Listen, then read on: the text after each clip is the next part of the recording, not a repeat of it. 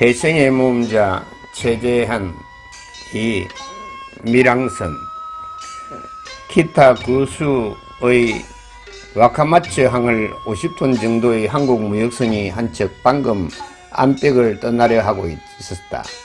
기관실은 드르릉대고 밧줄은 감아 올려졌건만 좀처럼 부두를 떠나지 않는다. 출항 예정 시각은 벌써 지났다. 1시간쯤 지나서 엔진은 멎었다. 사정이 없는 옷감들이 적재되어 있는 것이 세관 직원의 눈에 띄인 것이 동기가 되어 화물 전체를 재검사 받기에 이르는 것이다. 밀수 혐의를 받게 된 것이었다. 최재한이는 갑판 한쪽 구석에 아무렇게나 놓여있는 드럼통 속에 목을 숨기고 있었다. 사정이 있어 그는 밀항으로 귀국하려 했던 것이다. 한국인의 선장이야 승무는 13명, 최재한은 가진 돈에서 5만엔을 선장에게 주고 승무원들에게도 응분의 대접을 하여 몰래 편의를 제공받았던 것이다.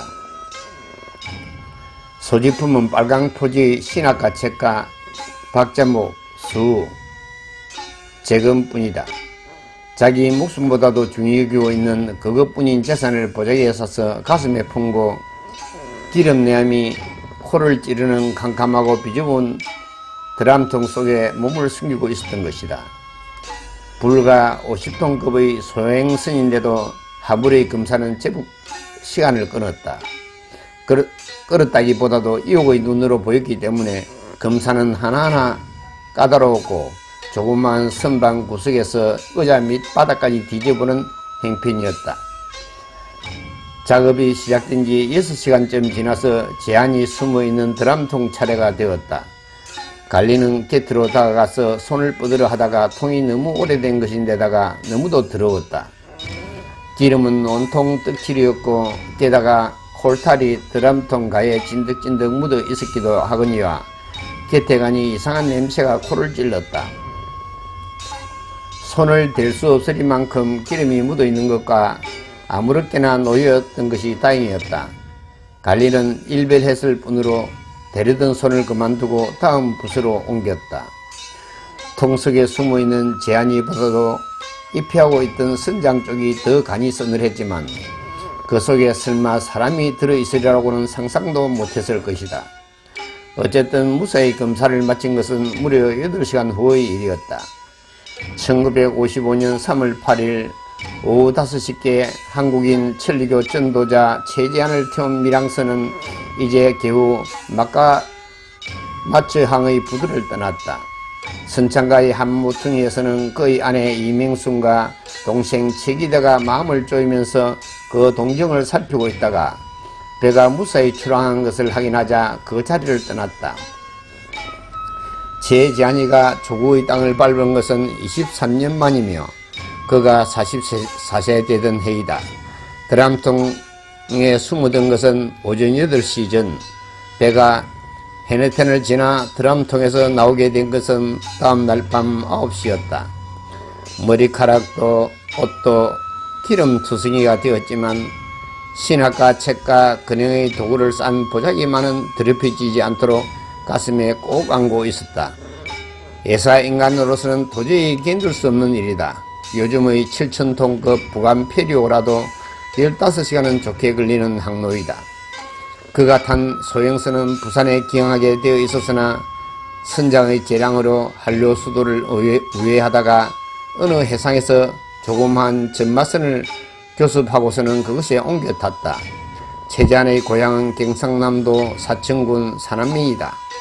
같은 도내라도 부산보다는 훨씬 서쪽에 있다.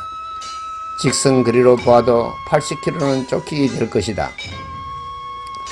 상륙지점 삼천포는 이 지방에서도 유수의 항구 도시 중의 하나이다. 무사히 고구의 땅을 밟기는 했으나 그에게는 정해진 이주지가 있는 것은 아니었다. 무수의 몸으로 어디라도 정처도 없이 최재한이는 여기서 귀국 제1성의 전도 노방 공연을 했다. 여러분, 한 말씀 참고로 말씀드리겠습니다. 저는 천리교 포교를 하는 사람입니다. 본래는 나병이라는 정말 괴로운 질병으로 손과 발이 오그라들도록 악화되어 고생하다가 한때는 죽음의 문턱까지 갔습니다. 그런데 천리교 신앙으로서 도움을 받았습니다. 이 가르침을 일러주신 오야사마는 없던 세계와 없던 인간을 만들어주신 어떤 신, 진실의 신, 우리의 현신으로서 천에 하나 틀림없는 말씀임을 확신하고 있습니다. 우리를 오신 오야사마에 의하면 인간의 어버이가 되시는 텐니오노 미코도는 물불바람의 수호를 하여 생명을 주시는 진실한 신으로서 우리들의 부모신이라 가르쳐 주셨습니다. 1분 1초도 시험없이 물불바람으로 수호를 베풀어 주시는 그 은혜를 모르고 있어서는 정말 죄송한 일입니다.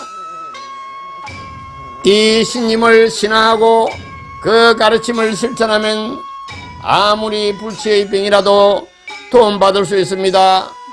이 고모신 천리 가르침을 하루속히 신앙하실 것을 간곡히 권하는 바입니다. 일본에 있을 때도 일가처럼 해온 노방강령이다. 밀항을 했다는 티는 조금도 보이지 않았다.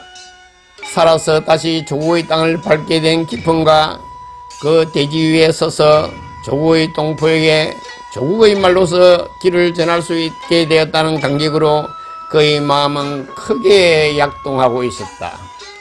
많은 사람들을 향해서 힘껏 소리 높여 전도하는 것이 입신 이래로 그가 첫째 신조로 삼는 보온의 길이었다. 중얼중얼 거리면서 한 사람 두 사람 붙들도록 하고 있어서는 전 인류의 구제를 서두르시는 신의 의도에는 따라갈 수 없다. 첫째, 스스로에게도 용기가 나지 않으므로 가두에 서서 많은 사람들을 상대로 한다는 것이 최대한 특유의 용감한 포교 방법이다. 가두에 서서 큰 소리로 군중을 향해 신의 수호를 설파하는 것은 곧 세계의 길을 전하는 행동이다.